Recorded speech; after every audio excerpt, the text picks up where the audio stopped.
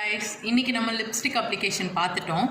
So இனிமேல் நம்ம என்ன பார்க்க போகிறோம் அப்படின்னா புது ப்ராடக்ட்ஸ்லாம் ரிவ்யூ பண்ண போகிறேன். நான் இப்போது மேக்கப் ஆர்டிஸ்ட் இப்போ தான் நான் முடித்தேன், மேக்கப் ஆர்டிஸ்ட்டாக இப்போ தான் நான் ஆகியிருக்கேன் அப்படின்றனால எல்லாமே வாங்கியிருக்க எல்லாமே புது ப்ராடக்ட்ஸ் தான்.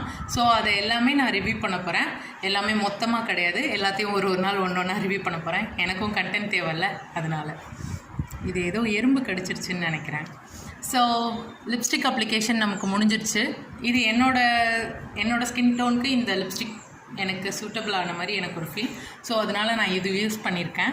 நீங்கள் வேறு உங்களுக்கு சூட் ஆகிறது எதுவோ அதை நீங்கள் யூஸ் பண்ணிக்கலாம்.